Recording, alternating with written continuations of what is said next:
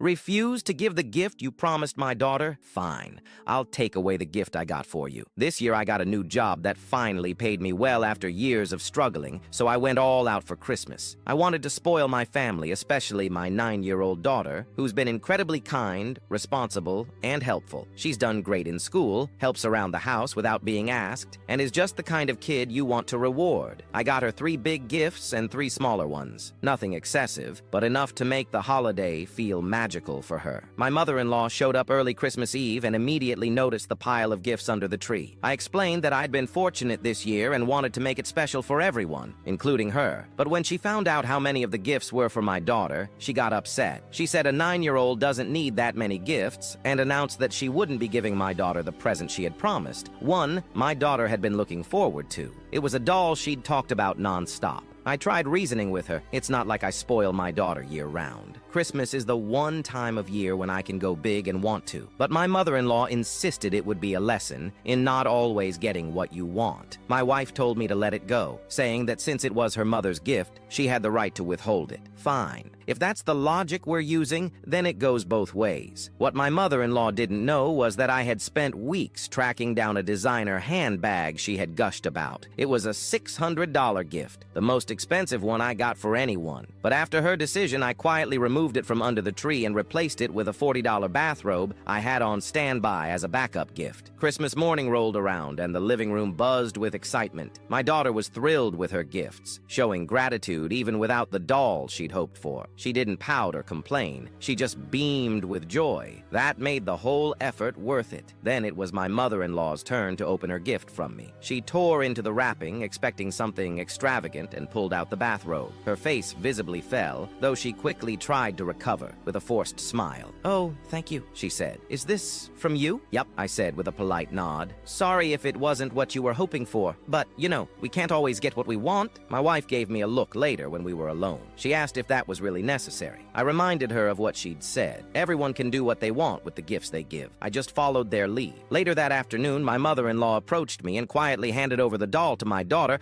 calling it a late surprise. My daughter was ecstatic. She gave her grandma a big hug, thrilled to receive it with no hint of resentment. That's just the kind of person she is. Meanwhile, I didn't have to say a word. The message was clear, and justice was done in the most festive way possible.